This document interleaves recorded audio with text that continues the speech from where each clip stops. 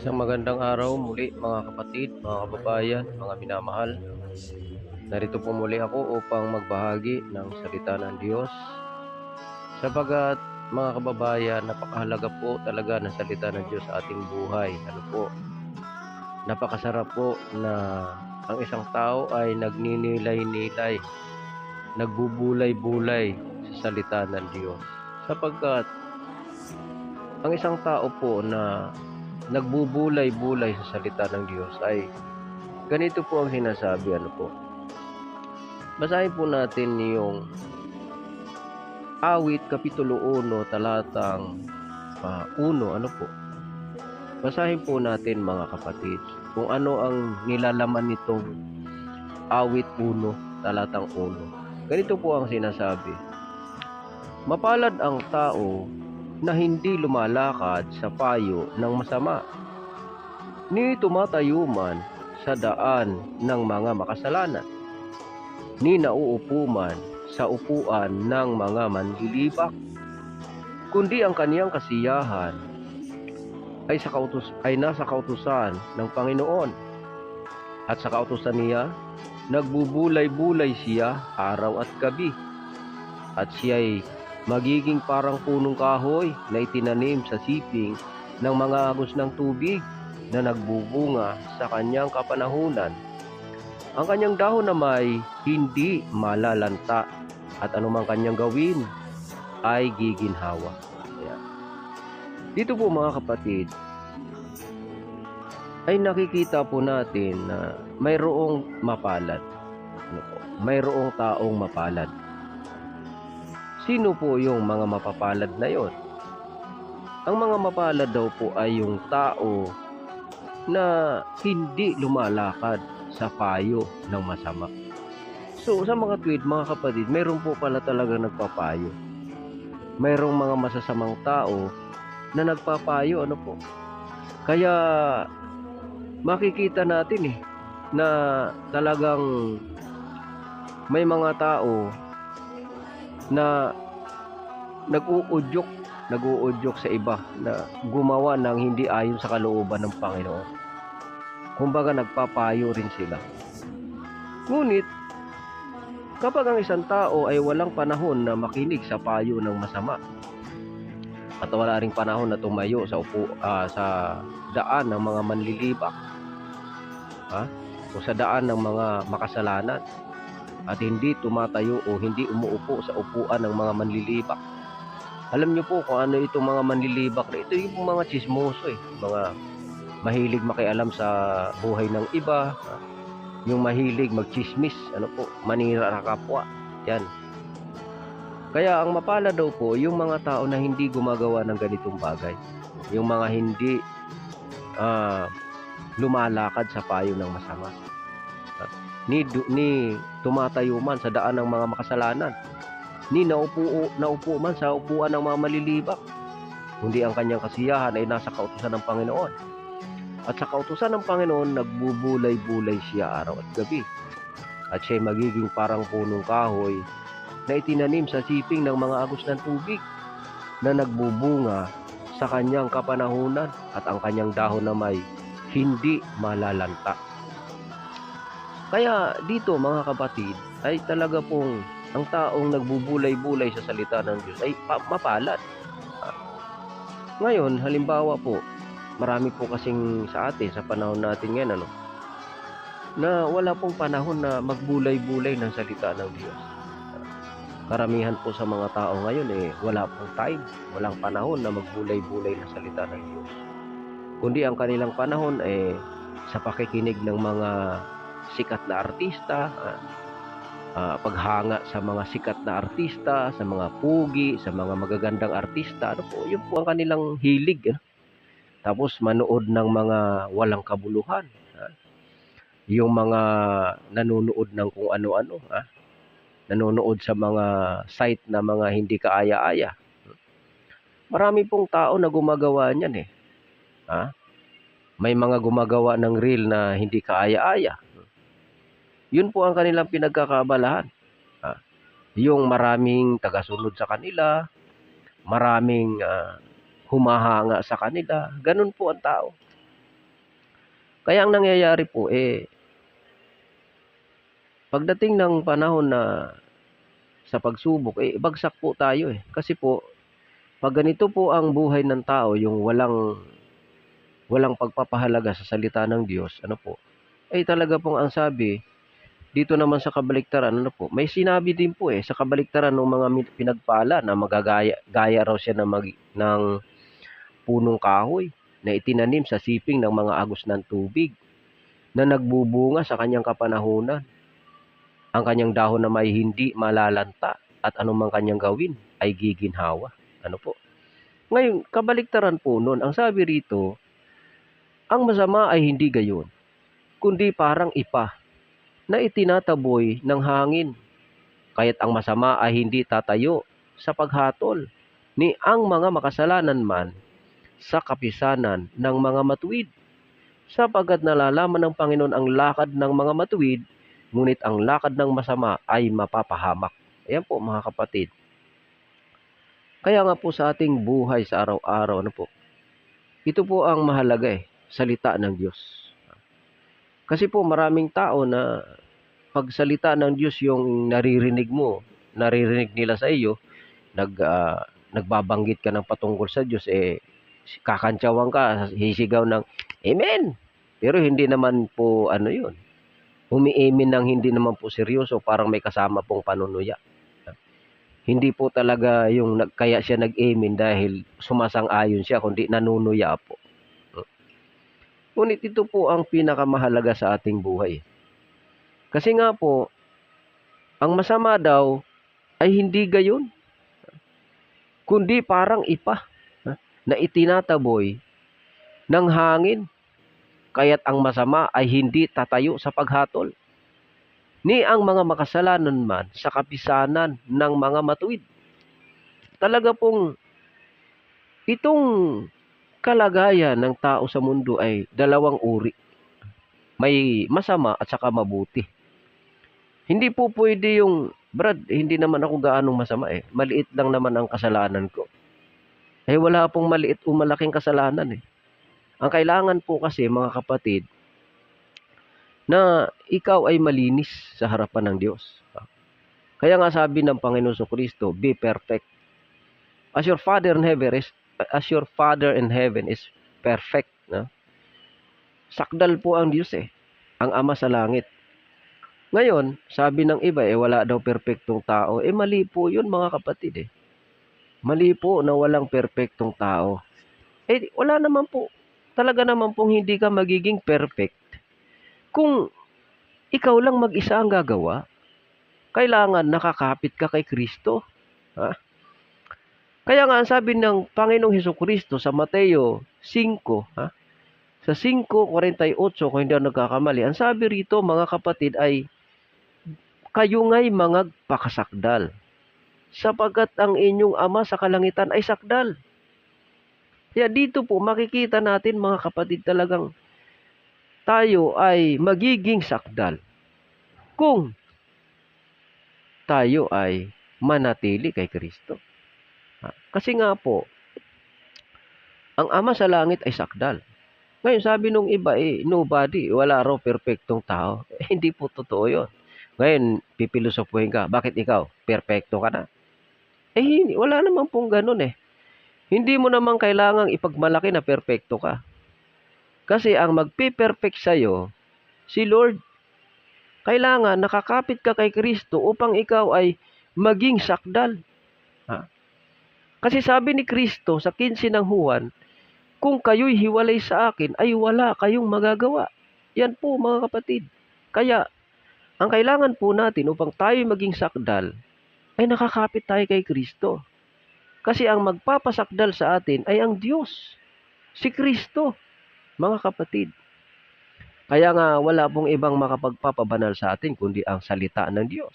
Kaya nga ang sabi doon sa awit na binasa natin kanina, magiging mapalad ka Mapalad ang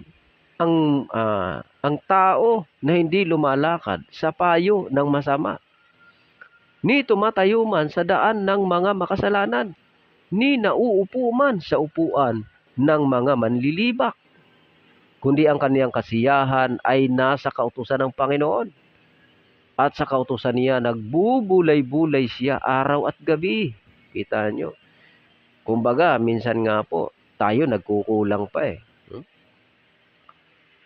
Ibig sabihin, yung ginagawa ko po, kulang na kulang eh. Kasi nagtatrabaho pa po ako eh. Tapos ito, sa bahaging ito, malamang 30 minutes lang po ang ano ko na ito, ang pagbabahagi ko na ito kasi po mamaya-maya babalik na naman po sa trabaho kasi ito sa panahon po ng munting break time po. Ngayon, sinasamantala po natin ang pagkakataong ito. Kaya ang sabi dito sa ating binasa na magiging mapalad ang tao na hindi lumalakad sa payo ng masama. So talagang may payo. Ang Panginoon may payo din po ba? Meron po Meron po, tingnan nyo po Kasi ibig sabihin po nung kabaliktaran ng payo ng masama, mayroon pong payong mabuti. Ano po yung payong mabuti? Itong kautusan ng Panginoon. Kaya nga pag pinayuhan ka ng masama na, Brad, enjoy mo yung buhay mo. Enjoy your life. Yung gano'n. Kasi doon daw sa heaven wala na raw laklakan doon. Sa heaven walang beer. Ganun sila. Wala daw beer doon. Kaya dito meron, kaya mag-enjoy ka rito sa lupa. Alam nyo po, yan nga po yung sinasabi ng Panginoon na ang masama ay hindi tatayo. Para siyang ipa na itinataboy ng hangin. Kaya't ang masama ay hindi tatayo sa paghatol. Talaga pong hindi ka makakatayo sa paghatol Bakit? Dahil sa panahon ng paghatol ni Kristo ay haharap tayo sa hukuman ni Kristo. At tayo'y tatanggap bawat isa ayon sa ating mga gawa. Kaya yun po yun yung paghatol. Hindi ka talaga tatayo kung masama ka. Babagsak ka pagdating ng araw ng paghatol ni Kristo. Kaya ang pinakamagandang gawin ng tao ay yung magbubulay-bulay sa salita ng Diyos. Sa kautusan ng Diyos, nagbubulay-bulay ang tao. Siya'y magiging parang punong kahoy na itinanim sa siping ng mga agos ng tubig. Yan po, napakahalaga po niyan mga kababayan. Kaya kayo, yung mga tinuturuan ng mga sinungaling na mga ministro, na huwag kayong magbasa ng Bible. Kasi maliligaw kayo dahil daw marami daw misteryo na nakasulat sa Biblia. Kasi daw po, marami daw yan, mga misteryo, lihim na natatago. Alam nyo po, sila po ang nagtatago niyan. Kasi ang Biblia kaya sinulat para basahin. Para matuto ang tao. Sabi kay Timoteo, ang mga banal na kasulatan na kinasihan ng Diyos ay mapapakinabangan sa pagtuturo, sa pagsansala, sa pagsaway. Paano matuto yung tao? Kung magbawalan yung magbasa ng Biblia. Ang pakikinggan lang yung aral ninyong kasinungalingan. Wala pong kabuluhan yan Kaya, ito pong mga paalalang ito, napakahalaga na tayo ay magbubulay-bulay sa salita ng Diyos. Upang tayo ay magiging parang punong kahoy na itinanim sa siping ng mga agos ng tubig. Napakasarap pala po mga kababayan. Pagka ikaw ay laging nagninilay-nilay, nagbubulay-bulay, sa salita ng Diyos ay talagang napakaganda po ng kahihinatnan Kasi parang magiging punong kahoy ka sa siping ng mga agos ng tubig. Ibig pong sabihin niyan, dumating man ang tagtuyot, dumating man ang tag-araw, sa buhay mo, kapag ikaw ay dumating sa mga panahong pagsubok, ay para kang punong kahoy na nagbubunga sa kanyang kapanahunan. Bakit? Kasi nga po, nasa gilid ng tubig nasa tabi ng tubig. Nasa tabi ng ilog ng tubig. Ano po? Kumbaga, hindi ka malayo sa biyaya Laging may biyaya sa paligid mo. Kaya, Hindi ka babagsak sa panahon ng pagsubok. Bakit? Dahil nakatayo ka sa ibabaw, sa ibabaw ng tubig, ano po, sa mga agos ng tubig, sa siping ng mga agos ng tubig. Hindi po ba, nakakita na po ba na kayo ng kahoy na nakatanim sa gilid ng sapa? Na may tubig, hindi po ba, hindi yan nalalanta? Kahit yan tagtuyot sa bundok, yung mga patag na hindi nauulanan, natutuyot ang mga pananim, nalalanta. Ngunit kung ikaw ay nakatayo sa siping ng agos ng tubig, ay mananatili ang iyong dahon at ang iyong bunga.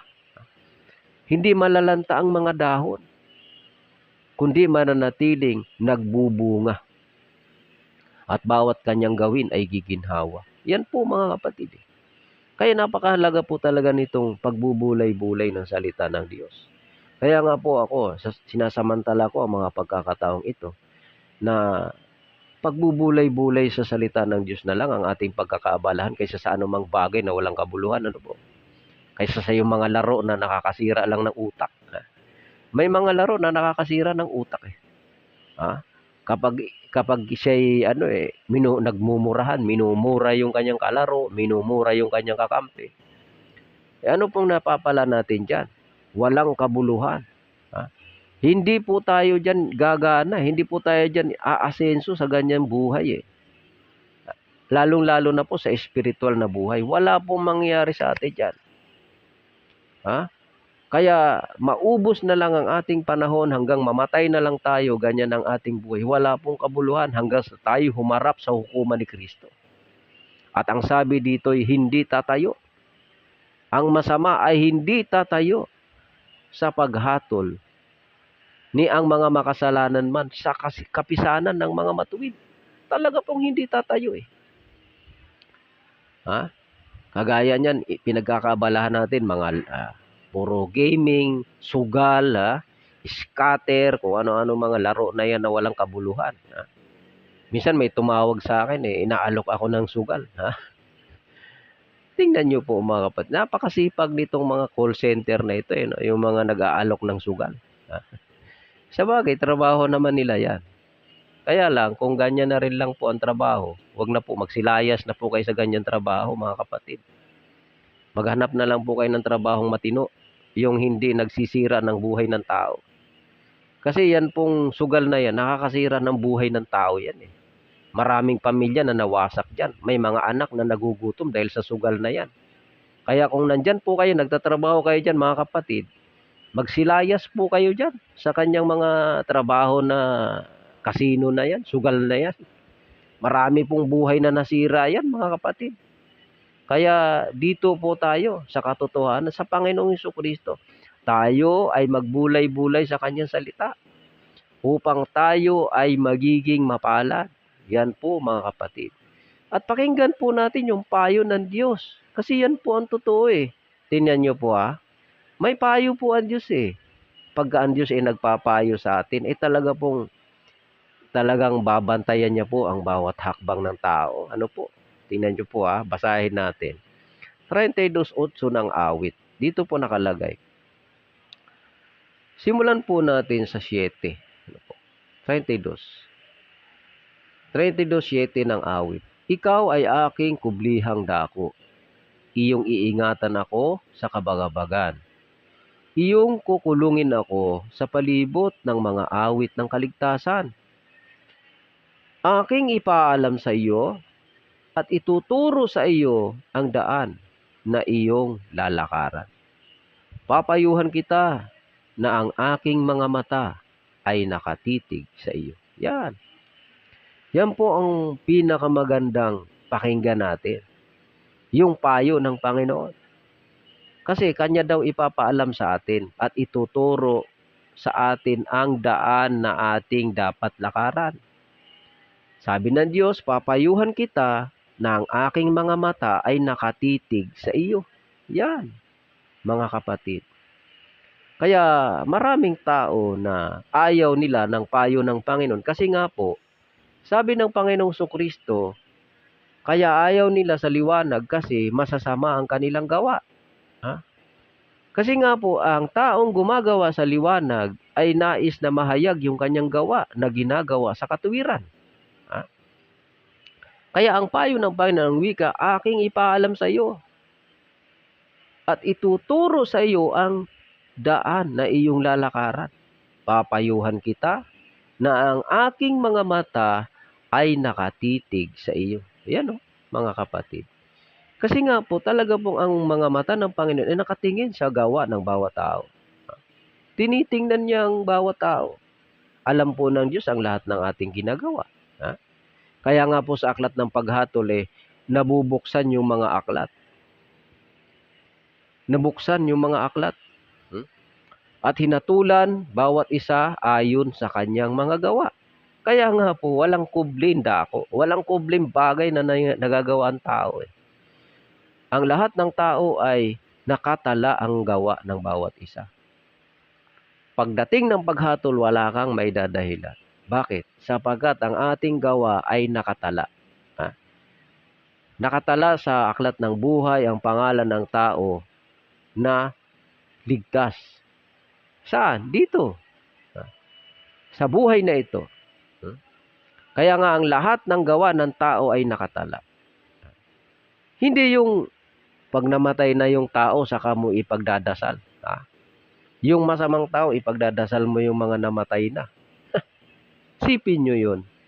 Yung mga patay na tao, ipagdadasal mo pa, wala na pong kabuluhan yun mga kapatid. Bakit? Kasi maghihintay na lang po ng paghuhukom yun. Ha? Ang kailangan mong mabuhay dito sa mundo, ipakita mo sa iyong pamumuhay na ikaw ay matuwid sa paningin ng Diyos. Dito sa buhay na ito, tayo hahatulan. Sa buhay na ito, alam na kung saan ka pupunta. Ha? Kung gumagawa ka ng masama at yun ay hanggang kamatayan ay hindi ka nagsisi, wala na pong kapatawaran yun mga kapatid. Ano man ang gawin ng mga magulang ninyo, mga tatay ninyo, pabindisyonan mo man yan ng kahit lahat ng mga pari ninyo, ipabindisyonan niyo yung puntod ng mga patay ninyo na ipinagdadasal ninyo ng mga masasamang tao. Hindi po maliligtas yan mga kapatid. Dahil ang kaligtasan ay malalaman sa pamumuhay ng tao dito sa mundo. Kaya nga ipinangangaral ang Ebanghelyo. Ang sabi sa Marcos 16:15, humayo kayo sa buong sanlibutan at inyong ipangaral ang Ebanghelyo sa lahat ng kinapal. Ang sumampalataya at mabautismuhan ay maliligtas. Yan. Dito po malalaman ang kaligtasan sa buhay na ito habang nabubuhay ka. Kung hindi mo tinanggap si Kristo, puro kalayawan ang ginagawa mo, huwag ka nang umasang maligtas ka. Yang aral kasi ng kasinungalingan na yan, na ipinagdadasal pa yung mga natigok na, wala na pong kabuluhan yan mga kapatid. Dito sa buhay na ito, dito ka mamuhay ng ayon sa katotohanan upang maligtas. Ang kailangan po natin na tayo ay tatayo sa hukuman ni Kristo. Ha? Tayo ay tatayo sa hukuman ni Kristo. Tatanggap tayo ayon sa ating gawa. Ngayon kung kinamatayan mo yung gawa mong masama, tatanggapin mo yun pagdating ng paghatol. Huwag kang umasa dahil nandyan si Nanang, ha? Nandyan si Aling Pane, ha? Andyan si Aling Tisay. Ipagdadasal kay Hail Mary po sa kaluluwa sa purgatorio. Ha? Ano man ang gawin ninyo, wala pong kabuluhan yan. Kaya dito po sa buhay na ito, tayo magbulay-bulay sa salita ng Diyos. Ang sabi ng Diyos, papayuhan kita na ang aking mga mata ay nakatitig sa iyo. Bakit nakatitig ang mga mata ng Diyos? Kasi nga, para pag nakagawa ka ng mali, paalalahanan ka ng Diyos. Paalalahanan ka niya, mali yan, mali yan. Ganun po yun mga kapatid. Kasi ang Diyos, lahat ng ating gawa ay nakatala yan. Kaya nga pag binasa ninyo ang Apokalipsis o pahayag, doon sa talatang 20, kapitulo 20 ng Apokalipsis, nandun po sa talatang 10 hanggang hanggang huling talata na nabuksan ang mga aklat at hinatulan ang bawat isa ayon sa kanilang mga gawa. Talaga pong hahatulan ang tao ayon sa gawa ng tao. Kaya dito po sa buhay na ito, ang mahalaga sa atin, tayo ay magpakadiyos. Magbulay-bulay ng salita ng Diyos. Upang tayo ay malaman natin kung tayo nga ay sa Diyos o hindi. Huwag tayong makinig sa payo ng mga sinungaling na mga ngaral na sinasabi, huwag ka na magbasa ng Bible kasi nandito naman si may pasugo naman si ganyan. Ang masaklap doon mga kapatid, yung sinusulat nilang pasugo, wala namang katuturan, hindi naman ayon sa kasulatan yon. Gawa-gawang kwento, gawa-gawang aral ng mga sinungaling na mga ministro. Wala pong kaligtasan dyan eh. Kaya ang pinakamahalaga mong gawin, ang bulay-bulayin mo, salita ng Diyos. Hindi yung gawa ni ministro, yung gawa ng watchtower, ng mga pamphlets kung ano-ano mga pinagsasabi diyan. Salita po ng Diyos ang bulay-bulay natin. Kasi ito po ang magdadala sa atin ng pagpapala. Mapalad ang tao. Kaya mga minamahal, yan po ang napakahalagang bagay na dapat nating unawain sa ating buhay. Napakahalaga po ng salita ng Diyos. Kaya nga sabi ng Panginoon sa Josue 1, Kapitulo 1, talatang 8 ng Josue, ang aklat na ito ng kautusan ay huwag mahihiwalay sa iyong bibig, kundi iyong pagbubulayan araw at gabi. Anong layunin? Upang iyong masunod na maingatan ang ayon sa lahat na nakasulat dito. At kung magkagayoy, magtatamo ka ng mabuting kawakasan. Kung magkagayoy, iyong pagiginawahin ng iyong mga lakad, at kung magkagayoy, magtatamo ka ng mabuting kawakasan. Giginhawa ang iyong mga lakad, sabi. Kung ikaw ay nagbubulay-bulay sa salita ng Diyos araw at gabi, at ikaw ang wika ay magiging pagiginhawain ng iyong lakad at magtatamo ka ng mabuting kawakasan. Yan po mga kapatid, napakahalaga eh. Kaya muli mga kababayan, itong munting paalala na ito ay sa atin pong lahat yan. Maging ako na nagsasalita, kasali po ako diyan na dapat ang ating pagtuunan ng pansin, bubulay-bulayin sa araw-araw, araw-gabi, salita ng Diyos. Hindi yung kung ano-ano mga walang kabuluhan ng ating pinag-uusapan. Mga kahalayan, kung ano-ano, lasingan, laklakan. Walang kabuluhan eh. Ang pinakamaganda, salita ng Diyos. Ano po? So muli mga kapatid, pagpalain nawa kayo ng Panginoon, ilayo kayong lahat sa masama. Ingatan nawa ng Diyos ang inyong mga pamilya at ang inyong sambahayan. God bless po muli sa inyong lahat mga kapatid.